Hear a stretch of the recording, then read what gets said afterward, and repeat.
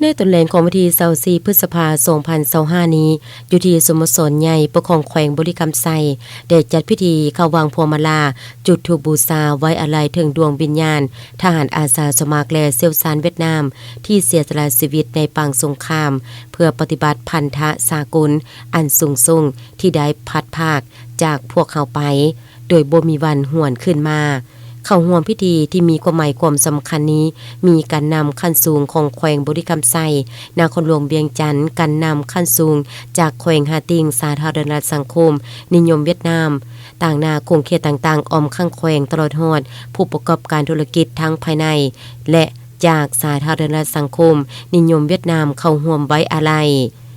โดยเริ่มต้นจากคณะพักคณะปกครองแขวงนำพาโดยสหายสุวรรณีไสสนะรองเลขาคณะบริหารงานพรรคแขวงประธานสภาประชาชนแขวงบุรีรัมย์ไซต่อด้วยการนำขั้นสูงแขวงหาติงนำพาโดยสหายเยืองตึดถังคณะประจำพรรคแขวงรองประธานคณะกรรมการประชาชนแขวงหัวหน้าคณะสินำ515คณะกรรมการประชาชนแขวงหาติงสภาประชาชนแขวงบุรีรัมย์ไซนำโดยสหายใส่คำทองรัฐรองประธานสภาประชาชนแขวงคณะพักคณะปกครองนครหลวงเวียงจันทน์นำพาโดยสหายทรงเล่าจงนูรองเลขาคณะพักนครหัวหน้าคณะปฏิบัติงานพิเศษนครหลวงเวียงจันทน์องค์การแนวเราสังศาสตร์และองค์การจัดตั้งมหาชนนำพาโดยสหายวงศรีทองศรีทิปัญญาคณะประจำพรรคแขวงประธานแนวเราสังศาสตร์แขวงสมาคมมิตรภาพลาวเวียดนามนำพาโดยสหายดวงตามอลาคาสุขคณะประจำพรรคแขวงประธานกฎกาพรรคแขวงทั้งเป็นประธานสมาคมมิตรภาพลาวเวียดนามประจำแขวงบุรีรัมย์ไซคณะพักคณะบัญชากองบัญชาการทหารแขวงนำโดยสหายคำเพนวิริธรรมหัวหน้าการทหารกองบัญชาการทหารแขวงบุรีรัมย์ไซคณะพักคณะบัญชากองบัญชาการป้องกันความสงบแขวงนำพาโดยสหายพลจตวากงจันทร์ใส่ปัญญาหัวหน้ากองบัญชาการป้องกันความสงบแขวงบุรีรัมย์ไซคงเขตการเมืองนำพาโดยสหายบุญทรงเพชรเจริญคณะประจำพรรคแขวงหัวหน้าคณะจัดตั้งแขวงบุรีรัมย์ไซ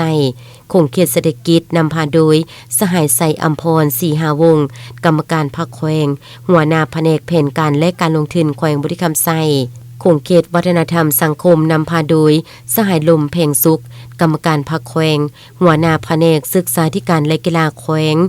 สภาการค้าและอุตสาหกรรมสมาคมนักธุรกิจนุ่มแขวงนำพาโดยสหายสัญญเพชรจันทิโซนประธานสภาการค้าและอุตสาหกรรมแขวงบุรีรัมย์ไซ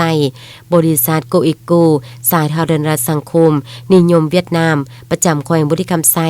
สมาคมเวียดเกียวประจำแขวงและบริษัทสามัคคีลาวเวียดนามสำหรับอาทิทานอาสาสมัครและเซี่ยวซานเวียดนามที่เสียสละชีวิตในปางสงครามจูสาธารณรัฐประชาธิปไตยประชาชนลาวกลับคืนประเทศในสุกปี2024-2025มีจำนวน4ห้างในนั้นขุดคนใดอยู่แขวงบุรีรัมย์ไซ3ห้างและจากนครหลวง1ห้าง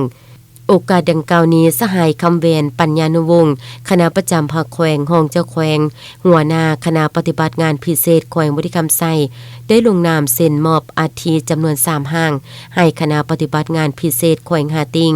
เซ็นรับโดยสหายเจืองเติ้นทังคณะประจำพรรคแขวงรองประธานคณะกรรมการประชาชนแขวงหัวหน้าคณะสินำ